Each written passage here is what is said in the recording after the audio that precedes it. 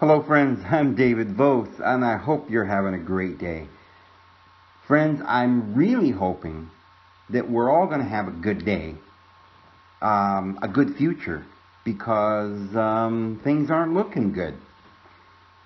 Friends, I've got a very important video for you today, because I want to put together some information in this video that is going to literally rip the roof off of this whole system we've got going here.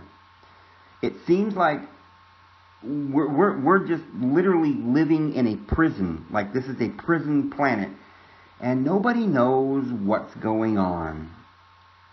Nobody can seem to tell you who these people are that have us by the gonads. Nobody can seem to tell you why everything in our country, and I guess every other country, is run by a handful of very powerful men, and nobody can do anything about it. You know, we have supposedly a system of checks and balances. We've got a constitution that allows us to have free speech, and that you know, we've got supposedly the right to be innocent until proven guilty. We've got a right to a jury by our peers. We have a right to a trial, a speedy trial. Friends, we don't have any of that. How could that have happened? What happened? We're supposed to be ruled over by a republic with representatives that go to Congress to represent us, and our main document that we're under is a bunch of, not a bunch of laws. It wasn't a bunch of legislators that decided to control people that made up the Constitution. The Constitution is a Bill of our rights. Think about what that means. We have been given a bill, a document, unlike anything in history. Because remember, before, we've gone through all of these major kingdoms, empires that rule the world, dictators and oligarchs and all kind of garks, right? It's been war after ruin, after death, after plague. Millions of people dying in the Inquisition, and you were hung on a stake or a cross because you didn't agree with the teaching. You had to believe, not only did you not have free speech, friends, think about it. You were required to confess to a doctrine of beliefs, the chief of which was that you will obey one man who sits in the seat of God on earth. He was the vicar of Christ, the Holy Father, and he set down edicts, and they would make a paper bull, which today we call a bill, or, you know, this edict, handed down by the Pope, that said that you were required to believe everything that they said you had to believe. And that meant to obey in every law that they created. I mean, you know, you couldn't work on Sunday, or you weren't allowed to do this or that, or dress this way, or believe that. I mean, even right down to the point where you weren't even allowed to believe what you wanted to believe. Maybe you thought the earth was round. No.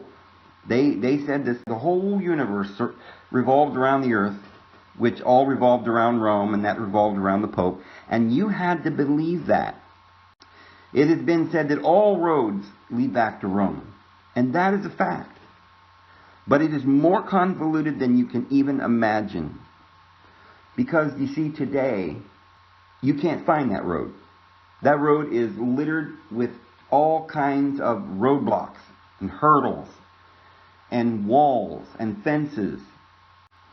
The road that leads back to the truth has been completely dismantled.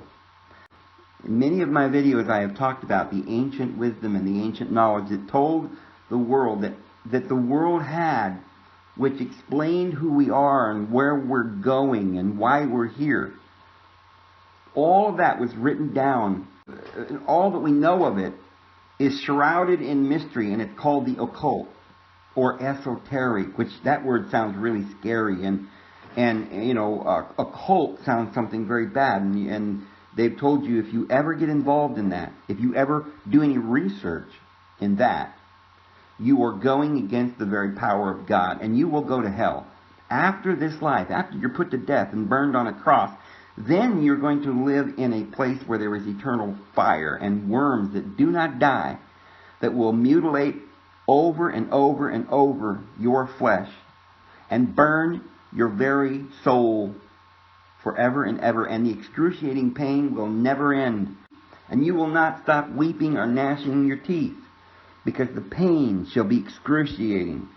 Not only that, you will no longer have the approval of your mother, your father, your brother, your sister. They will come out in the streets and stone you themselves, because this was indoctrinated into people, right into their very hearts and their souls. It got right into their heart, so that there was no way that a person could become free.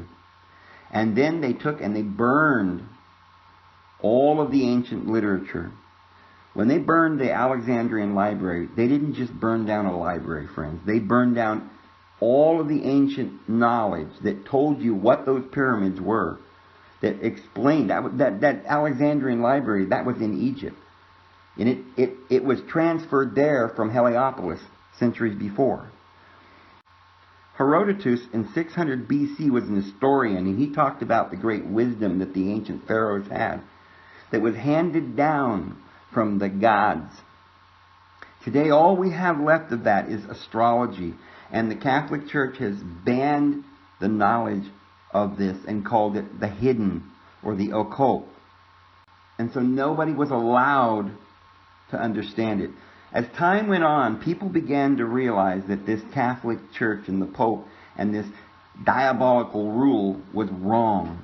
And so there were individuals that came along, such as Luther, who posted a thesis upon his church door, nailed it to the door, which was a thesis which said that you were saved by grace and by your faith in God, and not because of some man.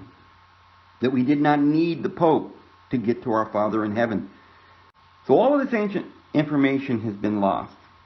And so today and so you might think that today we're not under any of that, and we've all been set free because we've got this Constitution. Well, look what they've done. There was a diabolical plan. We are being lied to on every level today, and it's gotten now to where we're almost back under the shackles that we have been freed from. And now we're going down into a dungeon so deep that not only will they take away your beliefs and your freedom, but they are literally at the doors of taking away your soul, locking you up in a little box, sucking your brains right down the tube into a little thing called a computer chip, where you will not be allowed to do anything else. It's like mass causes gravity, and when any object gains a certain amount of mass and the gravity gets stronger and stronger, it becomes a black hole, and it pulls in everything, even light itself. And it cannot escape. Nothing can escape that black hole. And that is literally what that thing sitting in front of you is. It's a black hole. See, it's not part of life itself. It's not part of the sun and the energy and the life and the breath and the happiness that our Father in heaven gave us. Because it says He dwells in unapproachable light. And He is light, and He is love, and He made the butterflies and the trees and the flowers, and He gave us life and joy, and we can frolic in the field and pick daisies and bend down and drink from a cool brook, and then jump onto the back of a beautiful stallion and ride across the country and meet up with our soulmate and freely give our love and pledge our love to each other because we choose. And not because some body of law says you will marry this person and you will do this and you will do that. But we had a freedom in Christ, and we were given that freedom, and we are under no law. And so Christ came to give us life, and that more abundantly, but it's been sucked right out of us.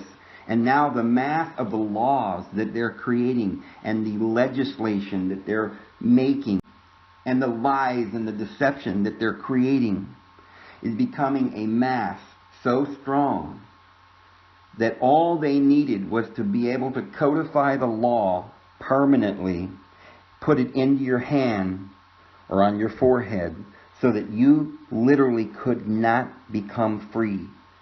All they needed to do was make something, some artificial thing, because nothing in nature could suck your brains and take your soul. Nothing. They had to invent something that would be so artificially stimulant and crazy that it would make you do anything.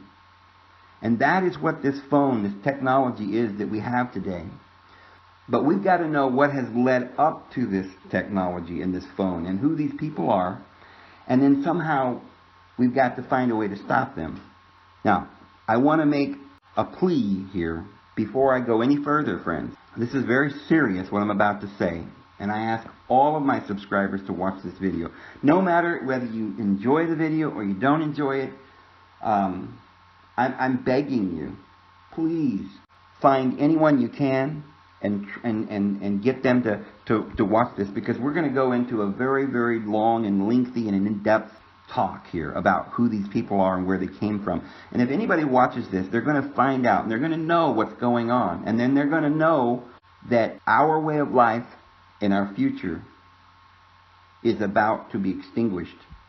And for any red-blooded American or Australian or Canadian or world citizen or Mexican or European or Russian or whoever you are that may be watching this, when you find this information out, and a lot of it you've probably heard before, bits and pieces of it, but it's hard to keep it all straight, and it's hard to remember, like, okay, so what are we supposed to do? I'm going to tell you what you can do in this video. So I'm not just going to tell you a bunch of stuff to make you feel sad and make you think that there's just nothing we can do. But we're going to do something about this. We have to.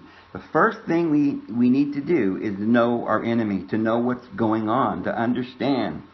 For many years they were telling us that we couldn't fight the enemy unless we knew his name.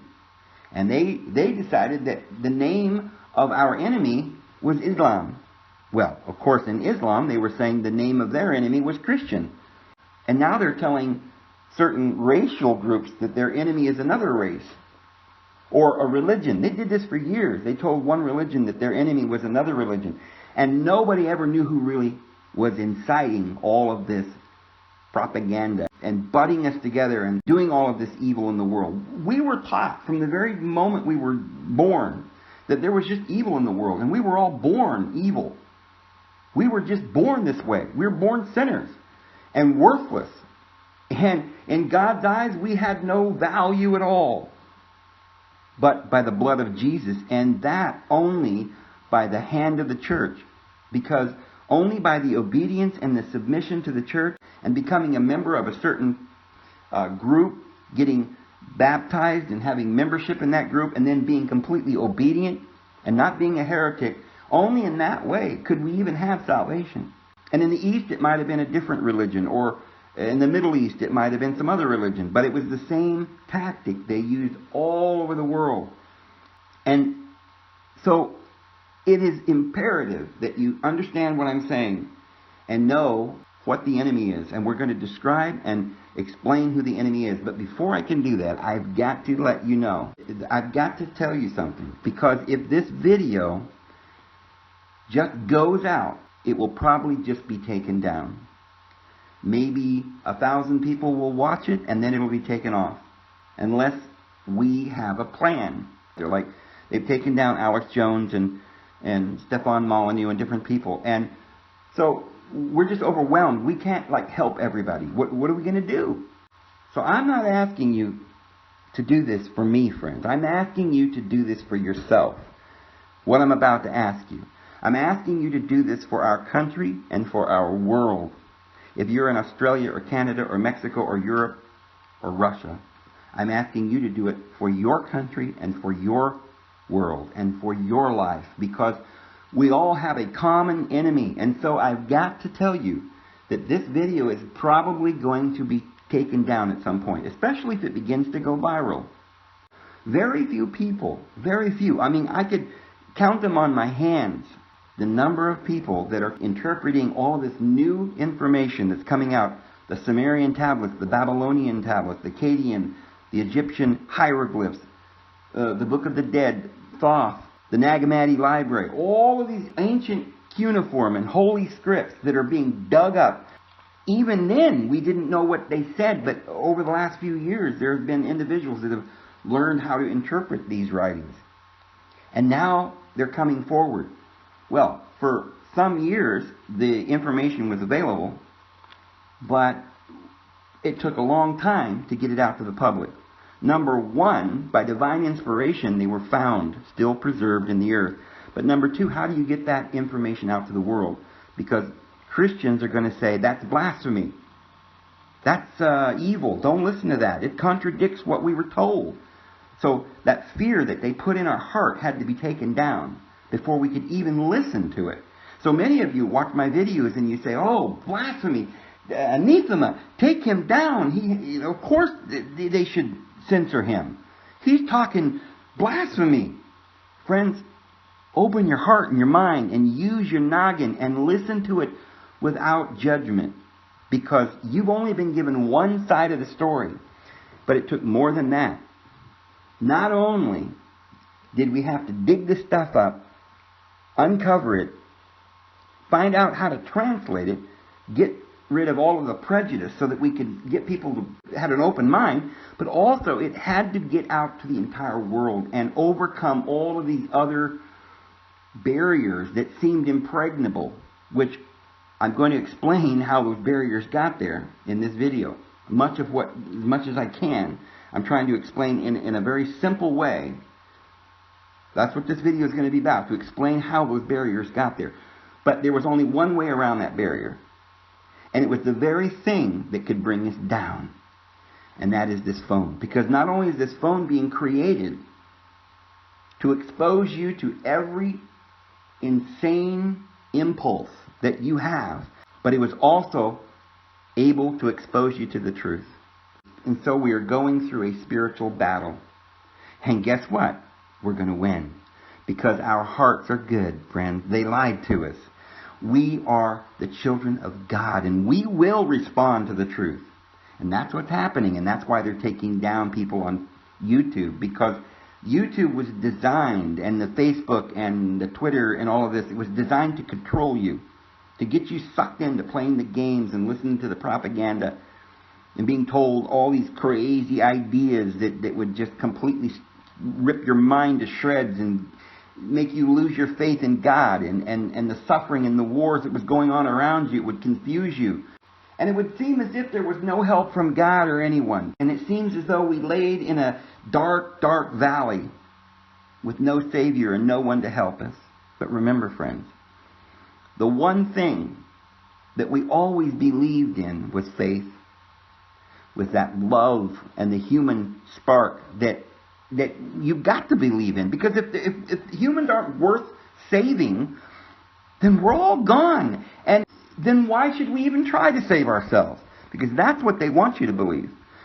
But you see, our Father in heaven, never, never will He allow the deceiver to be the only game in town. He will not allow the game to be played so that you can't win. But we learn by the things in which we suffer. But according to the Scripture, the ancient Scriptures of all nations, that inner spiritual Christ is going to lead and guide us. The light is going to guide us, because the dawn is here, and the day is at hand, and the night is far spent, and we are marching on to victory. But here's what I have to tell you. The information that's being promulgated all over the world that's trying to destroy you is also being matched with light that's coming out of the ground, and the interpretation of those ancient books and the wisdom that we're beginning to learn. And that's what's going to save us, is knowledge, friends. Because it says in our Scripture, this means eternal life, to know, gnosis. That's what early Christians were called, the Gnostics. And they believed in that because it was to have eternal life, to have knowledge of Dios. And that in the ancient Scriptures meant the day, because the coming dawn and the coming enlightenment was going to save us. And the day star, or the sun, which gives the light that shines from the east all the way into the west, and every eye shall see it, it's going to rise in your hearts, according to the Apostle Peter. And so that is happening. We are in that day. We are in the last part of the final days of this old wicked age, the aeons that are passing away. And the new age is coming, the new world is coming. And we're going to win, but we've got to get the message out. And so I'm asking you, all of you who recognize what I'm saying is the truth, and you know it's important, I ask you to help me and get the message out.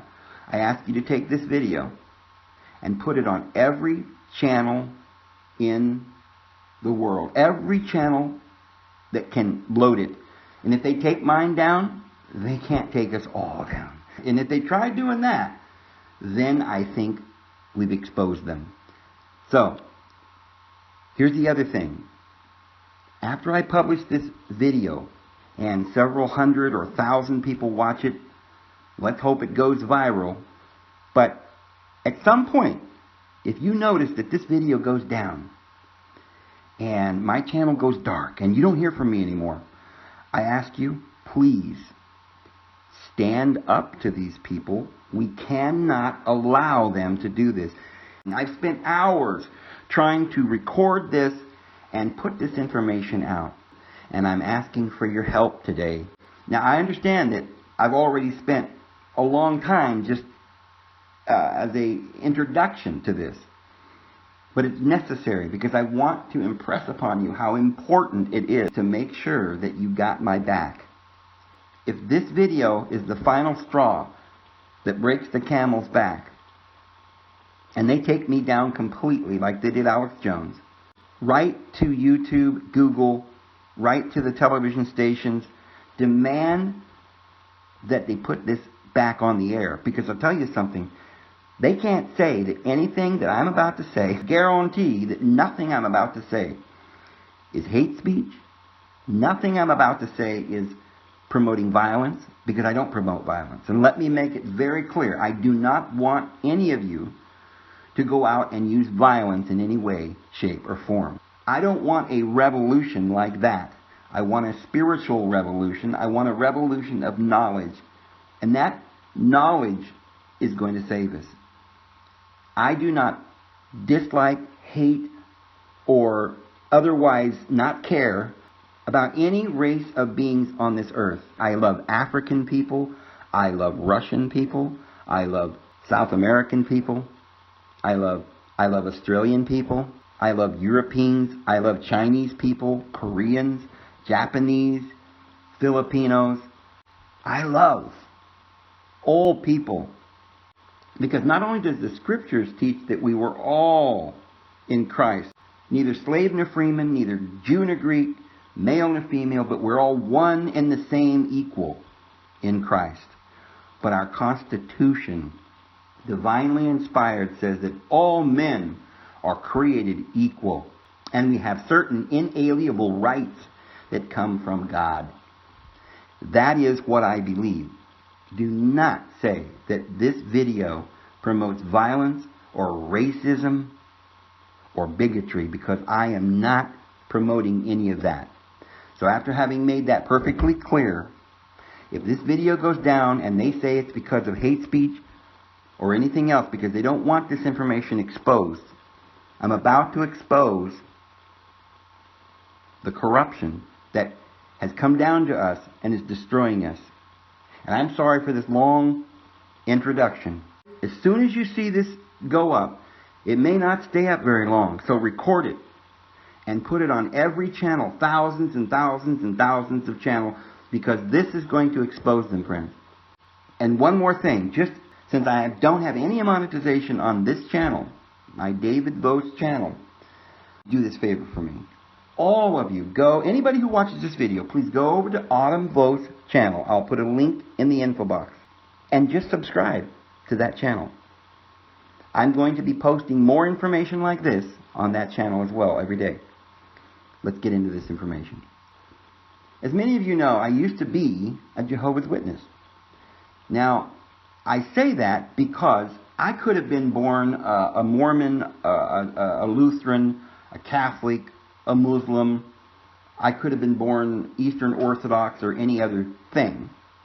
But for me to expose this religion is very important because I was born into it. And this group really believes they have the truth. They go around saying, we got the truth. They got their own little lingo, right? They talk to each other and say, how long have you been in the truth? Do you know the truth, brother? That's how they talk. They don't use the same lingo that everybody else uses. And so we were brainwashed and told we're not allowed to read anybody else's books or their literature. They're only allowed to be programmed by their watchtower and their books. They don't have Bible studies. They used to be called Bible students, but they did away with that in about, I think, 1930 or something, and they went to this thing called book study. And these men would write these books called the governing body of Jehovah's Witnesses. They write books and pamphlets, and that's all you're allowed to read, and they study the book. They don't study the Bible. And the reason I mention this is because, not only because it helps you to see how propaganda can completely enslave you, but I want you to know who started this organization. If there are any of you out there who might be Jehovah's Witnesses or used to be Jehovah's Witnesses, I'm talking specifically to you, but everyone else, because you can liken this to your church, because it's happened to all of us. And it's part of the thing I want to explain, how they've completely enslaved us. And you didn't even know it. You witnesses are out, you Jehovah's Witnesses are out there thinking you got the truth, and you have no idea who your founder was.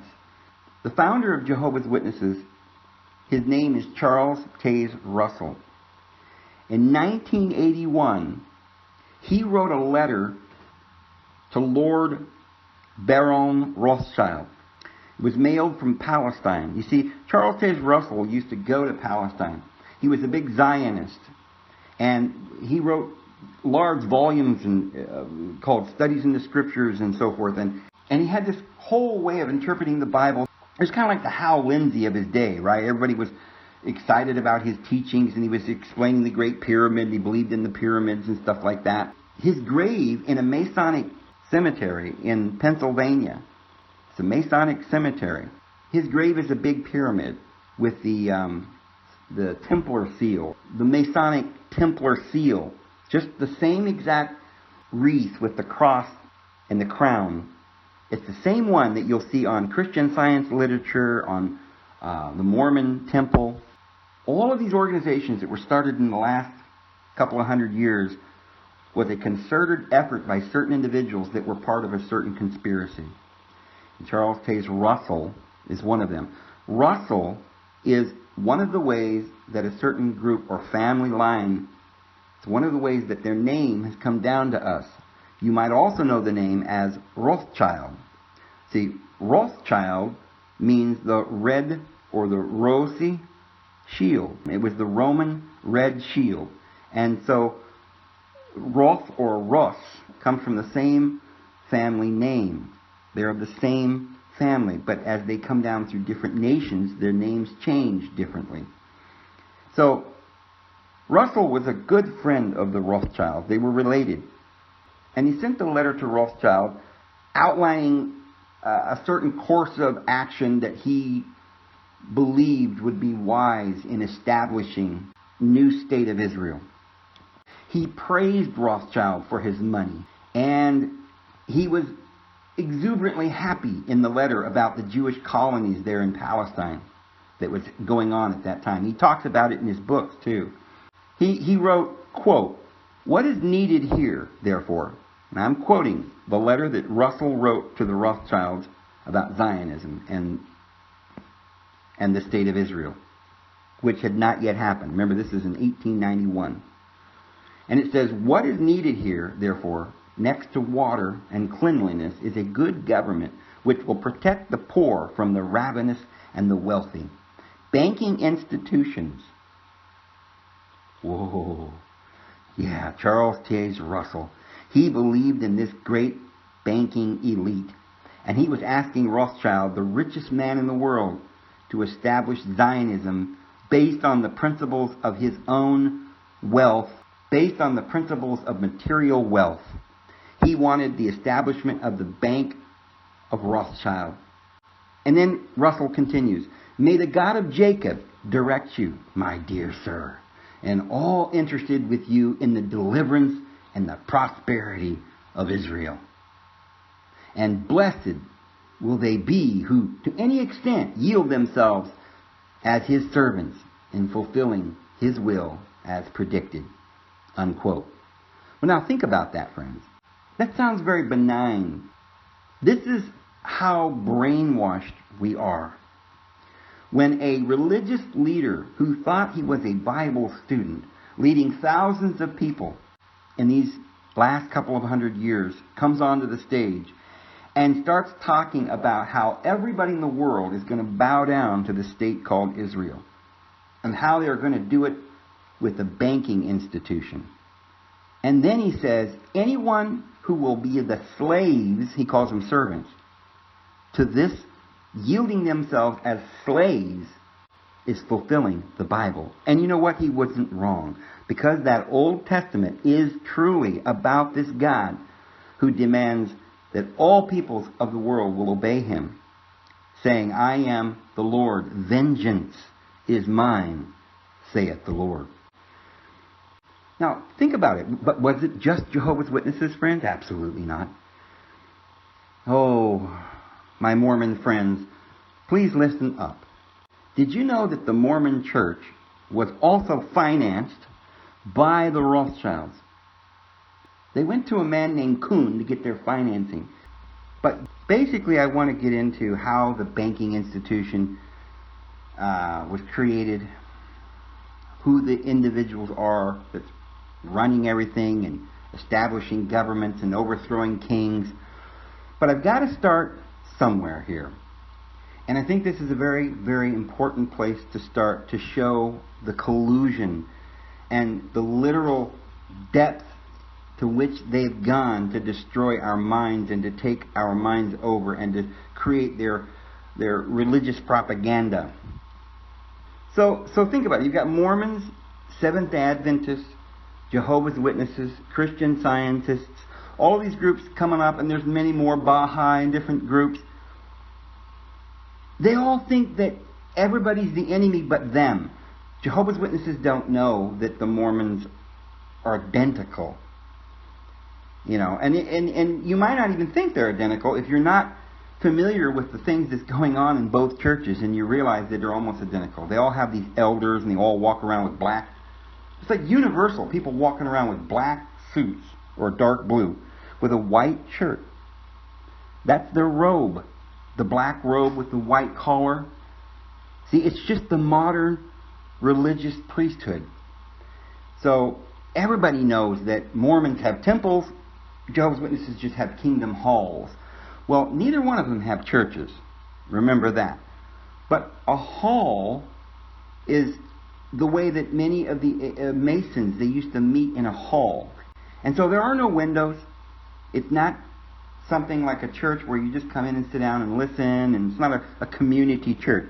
If you're going to go to the Kingdom Hall, you have to be a member. You could probably go in and unannounced and just walk through the front door while they're having their meeting. But if you did that, the elders, they're told what to do. There's a guy that stands at the back door. He watches everybody that comes in. And if you come in and he doesn't know who you are, you don't have the right words, right? They have a certain lingo. If you don't know that you don't say church in that place, and we don't say, we have, they have this certain, like you got to say, you don't say, oh, we're going to heaven. No. You talk about having a paradise earth. There's certain lingo. If you don't know the lingo, you're going to get caught. You have to take your records with you when you go to the church, and they've got to prove that you were a baptized member, or else they are going to come up to you and they're going to ask you, who are you? Why are you here? If you say, well, I'm interested in joining or becoming a member or learning, they love that. They'll put you under their wing, and they'll study the Bible with you, and they'll study their books in the Watchtower with you, and they'll make you a member.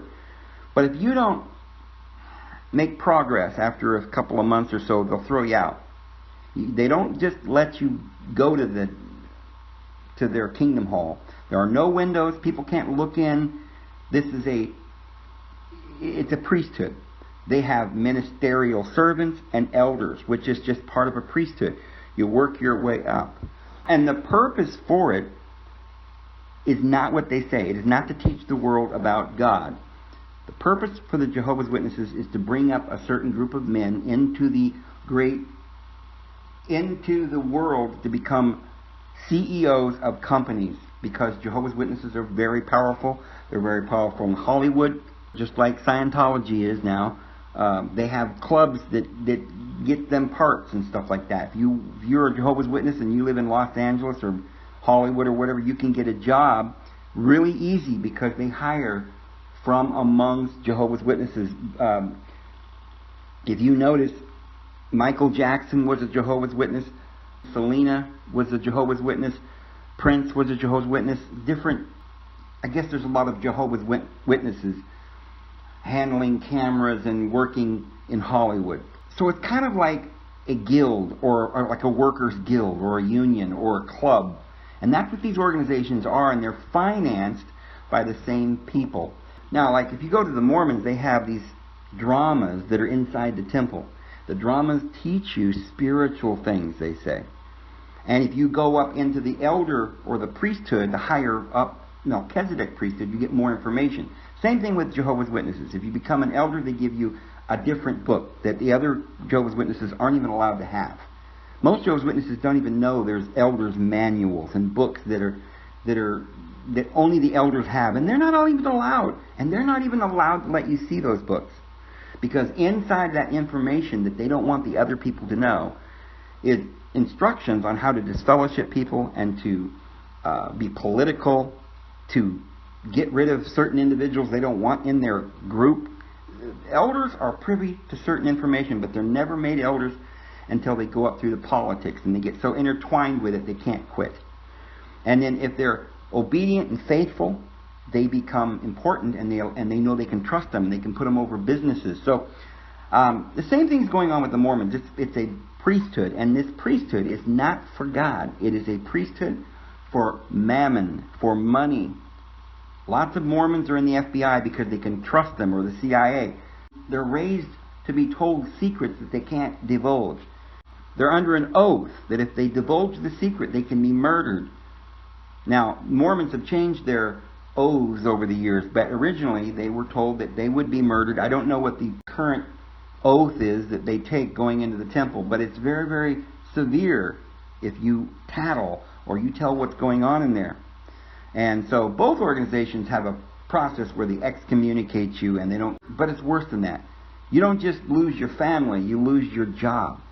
Because you see, you were a CEO or something, and they own all the companies that boycott you. Now, most people don't know this.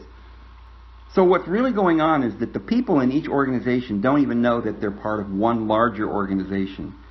And that is run by another family, the banking family. And they're financed by them. I've said in many of my videos that Charles Taze Russell owned a line of clothing stores. He was financed heavily by the Rothschilds. He knew them personally. He wrote letters to the Rothschilds. He was one of the planners of the current Zionist movement. And this is also true of many of the early Mormons. Now, Joseph Smith, I do not believe, had anything to do with this. He was not a polygamist. What we're going to find is that this American religion of Mormons was a very major part of the Rothschild plan to take over politics in this country. The FBI and secret organizations that are, as you can tell now, literally running the country. Why do you think Mitt Romney ran for president? He was a Mormon. Reed was leader of the Senate, was a Mormon. Glenn Beck's now given a television show and being told what to say and promote propaganda. We've got Mormons that are other Mormons that are running for president, and all kinds of stuff going on. And there are a lot of other Mormons involved in the FBI, and as you know, the FBI is completely run by the bankers and the elite. It is not an elected office. We the people don't even know what they're doing. Everything's classified, and they run the world. So these groups were heavily influenced by these families. As we said, the Russells are a family line of the Rothschilds. Jehovah's Witnesses were funded by the Rothschilds, the actual Illuminati, friends, by contributions from the B'nai B'rith, which is a Rothschild-controlled organization, a Jewish organization, and that was proved in a court of law in 1922. And you can look that up online. The people that were involved in that was Frank Goldman. He later became the president of the B'nai B'rith. Now think about it. It was a descendant of this Frank Goldman that put up most of the money to purchase the World Trade Center in 2001, just weeks before it came crashing down for some unexplainable reason. This particular Goldman, this particular family then, purchased the World Trade Center knowing it was going to go down. They got insurance for $3.5 billion on the World Trade Center just weeks before it went down. Even though it was only worth $1.5 billion, they got a $3.5 billion insurance claim. And then they tried to get double that, saying that there was two separate attacks. And then later on, they sued the airline, I guess, for $3.5 billion. And I don't think they actually got that yet. They're still in litigation. But Goldman, along with Silverstein and some other members of this family, including Bloomberg, who was one of the richest men in the world, the top 10 wealthiest people in the world, they took over New York City, and they basically took over the world. Remember, right across from the UN building is the Watchtower Bible and Tract Society, my friends, which was recently sold for, I think, $1.5 billion or something like that, because they no longer need a port to put their propaganda all over the world, because we've got the internet. So they sold that building, which was given to them and financed by the Rothschilds. Now think about it. We've got this particular family that is financing Russell, who writes letters to the Rothschilds about Zionism and how to go about establishing a bank there, basically a world bank. And Russell is basically promoting Zionism through literature. Some of the Watchtower literature has produced more books in numbers that have never been seen by any other books other than maybe the Bible. This is also true of the Book of Mormon and L. Ron Hubbard's book, Scientology. Huge numbers of these books were sold. Christian Science by Mary Baker Eddy, also one of the largest selling books of all time, also having the seal of the cross and the crown and the wreath, which is a Templar seal, pasted right on the front page of all of those organizations, as a sign that they're all run by the same elite group. Now, as far as the Mormons go, it wasn't Joseph Smith that had anything to do with this. Joseph Smith was not a Mason. I know you're going to read that he was, but he was not. He was made a Mason, a 33rd degree Mason, just a few days before he died. I actually think he was never made while he was alive. I think it was retroactive. They wanted us to believe he was involved in it. Joseph Smith was never involved in it, but Brigham Young was, and I believe that it was a Masonic order that murdered Joseph Smith. However, one of the things that Joseph Smith swore in a court on a Bible that he was not was a polygamist. He swore he was not a polygamist. His wife swore that there was no polygamy going on. There were no other children that ever came forward by other wives. His wife and his children denied it till their death. And Brigham Young's wife, Emma Smith, would not go to Salt Lake City and join the Mormons after her husband was murdered by a band of Masons that was trying to take over that organization. And so the Mormon Empire was funded by the Rothschilds through this Cohn and Loeb. And that was a bank which funded the Russian Revolution and Adolf Hitler. And also the B'nai B'rith organization that we were talking about. So where did this great financier Kuhn come from? We said that Kuhn financed Jehovah's Witnesses, the Mormons, Germany, Russia, all of this. Where did he come from? Where did he get his money? Well, there was a guy named Jacob Schiff. He lived in a house in Frankfurt. It was owned by the Rothschilds. He was sent by the Rothschilds to the United States. He gave him a bunch of money, a bunch of capital, come over here and start a bank. And this was going to be a bank that was run by the Rothschilds. And it was started by two individuals. One of them was named Abraham Kuhn, and the other man was named Solomon Loeb. And this is why we get the word Kuhn and Loeb. It was a banking institution started here in the United States which financed all this. Once they come over here, they started financing Jehovah's Witnesses and Christian Scientists and all these different weird religions. They're the same people that financed the Russian Revolution. They had a plan. And so in 1885, Loeb retired and Schiff ran the Kuhn and Loeb Company.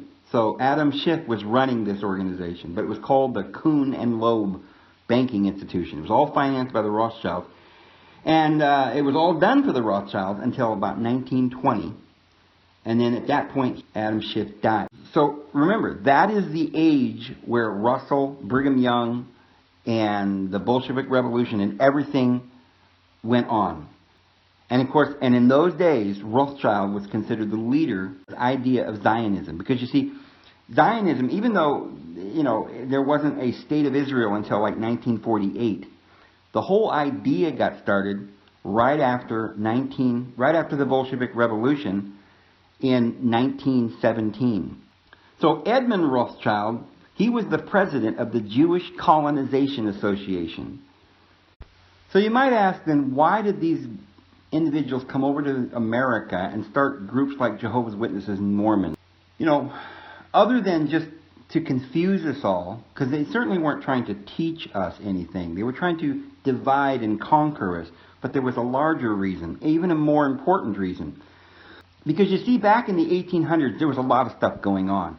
And they were being exposed. And people didn't like it. One of the sons of Lord Baron Rothschild was Amsel.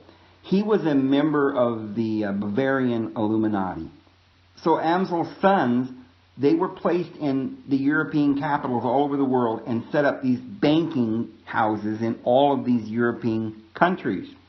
But these different countries began to find out about these individuals that were taking over governments and putting people in power in Russia and Europe and Germany. And they began to be exposed. And so they had to shift their power and go underground in different ways to keep their power secret. So that's one of the reasons when they came to America in the last couple hundred years. This is like about 1880 and up to about 1914, just before World War I, they'd already been exposed. They couldn't just come over here and start a bank under the name of Rothschild because people they didn't want to go for it. And they also had to have organizations. So they started certain groups under different names, like Jehovah's Witnesses, going back to that Jewish God. Because Christianity, a couple of hundred years ago, Christianity still did not believe in that Old Testament God. Christians were Christians and Jews were Jews. Okay, things have changed a lot because due to the influence of Mormons and Jehovah's Witnesses and different groups like Seventh-day Adventists that are very Zionist-oriented. And it was done on purpose. So in 1818, Karl Rothschild got involved in a secret document that was sent out to the headquarters of Masonry from Alta Vendita. And its title was Permanent Instructions or Practical Code of Rules, Guides of the Heads of the Highest Grades of Masonry. Two other sons of Amschel were also Masons. Their names were James Meyer Rothschild and his brother Nathan Meyer Rothschild. James Rothschild was in Paris. He was a 33rd degree Scottish Rite Mason. His brother Nathan in London, he was a member of that lodge.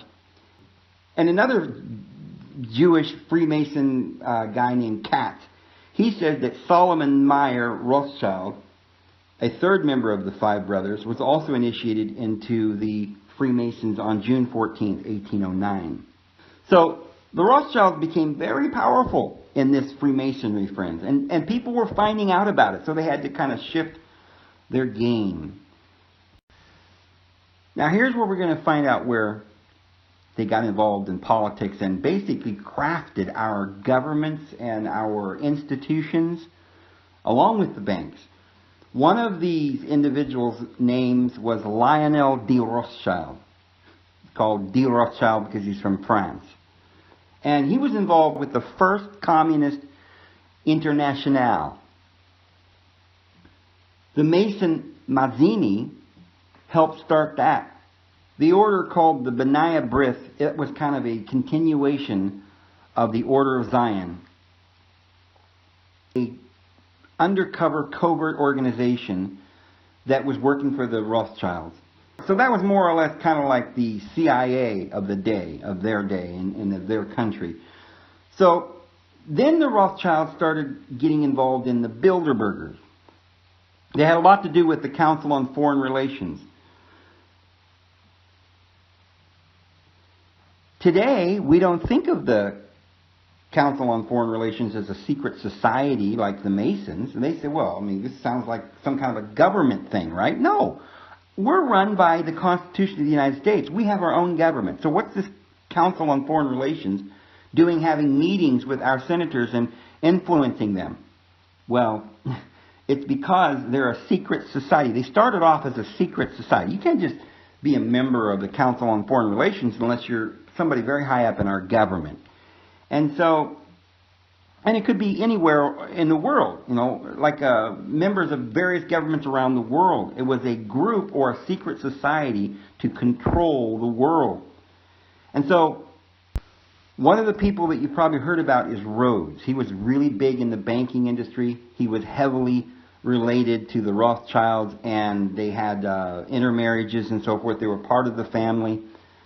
And Rhodes, he made 7 wills or documents that supposedly established this secret society, which was modeled according to everyone that knows anything about this. It was modeled after the Jesuits and the Masons, and it was helped to bring in the one world government.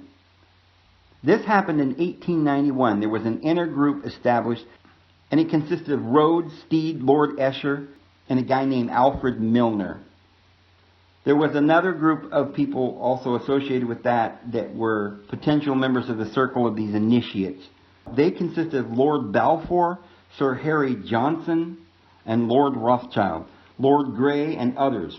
Initially, Lord Rothschild was part of the inner group of Rhodes' secret society, but was replaced by his son-in-law, Lord Rosebery, because they didn't want it to be so conspicuous. They didn't want Lord Rothschild to be involved in this organization. They wanted it to be secret, and they didn't want anybody to find out.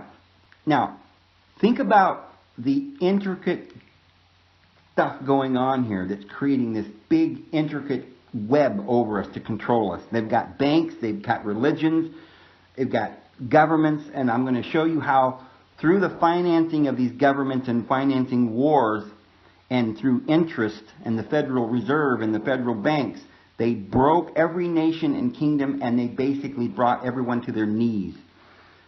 But not only that, they created socialism and communism. Karl Marx was one of the members of this family who created communism.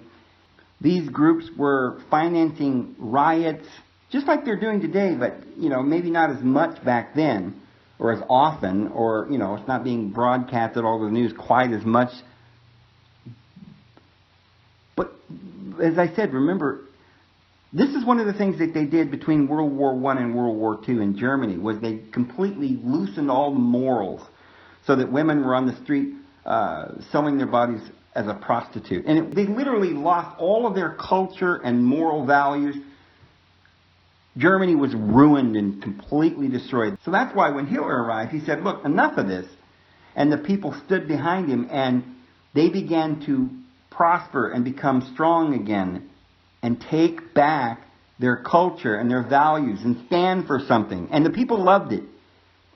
They did this in the 60s here in America with free love and, LSD and stuff.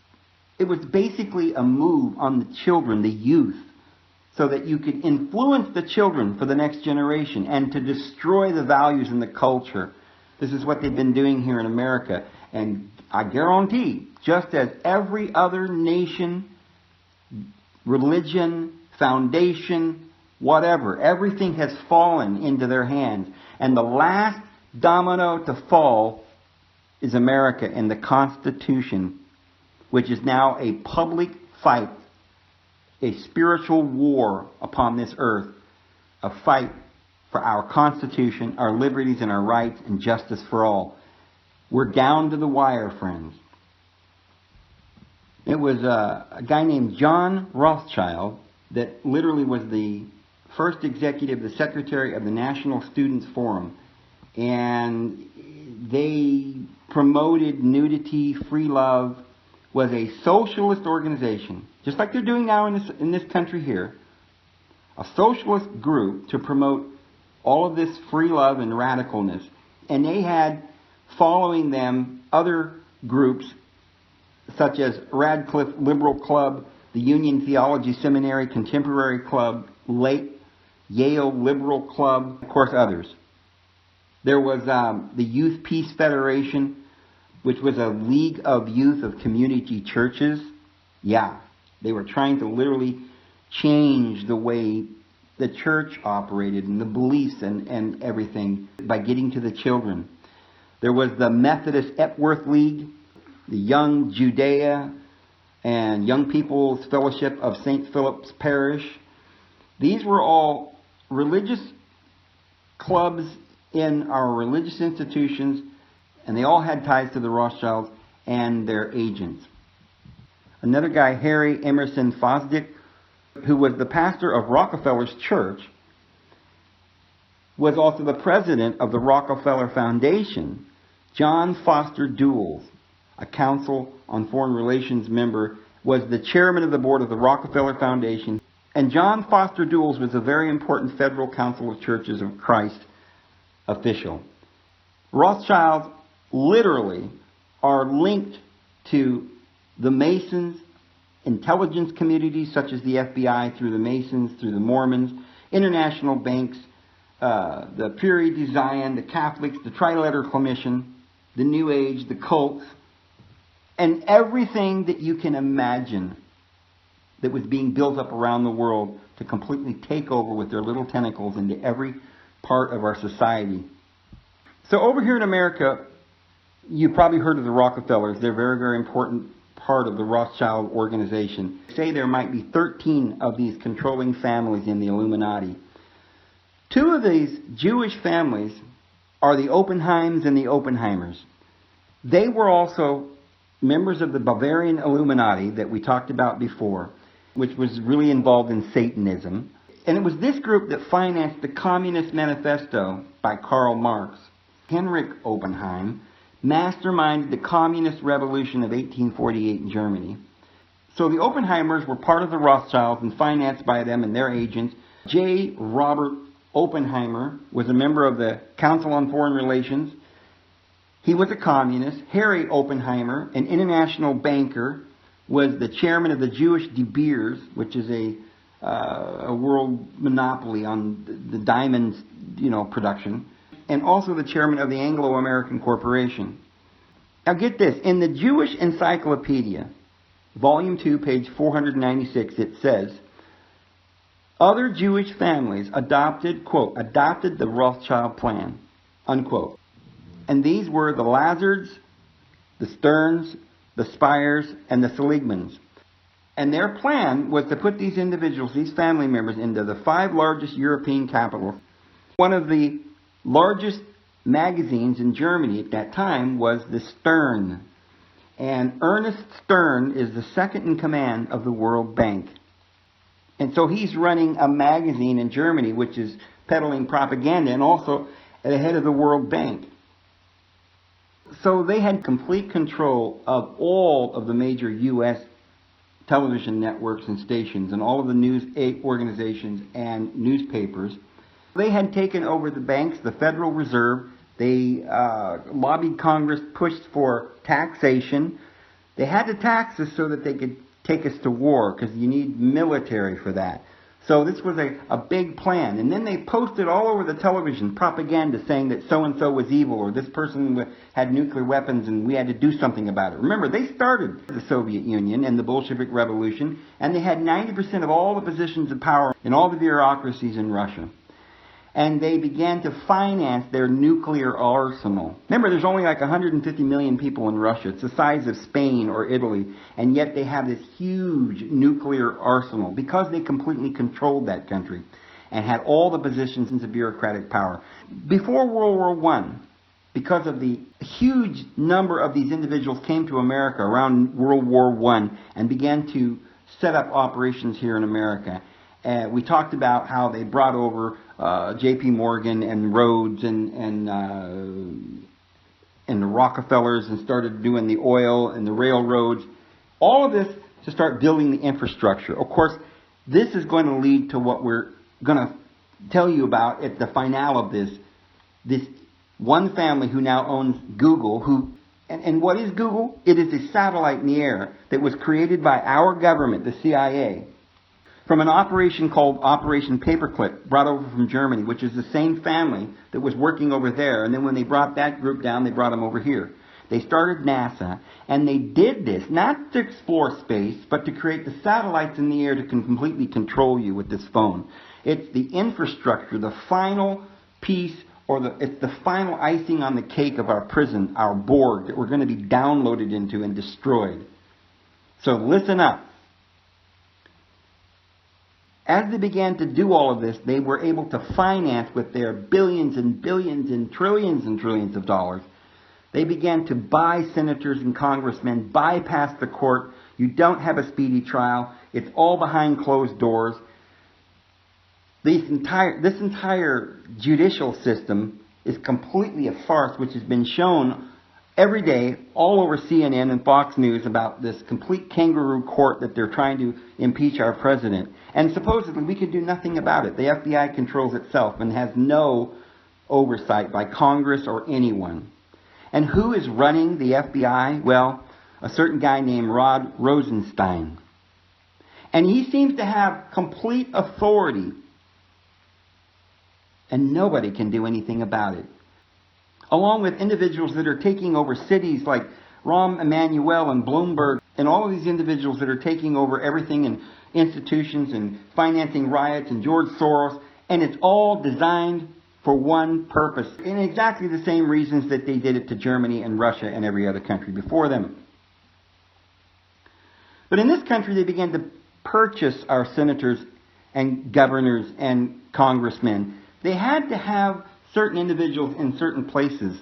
This is why the Bushes controlled Florida and Texas. They were running drugs up through our country, demoralizing our children, building more and more prisons, sending our youth and torturing them, being locked up for a whole lifetime and putting propaganda all over the television telling us that we're evil if we're addicted to drugs and we must go to prison.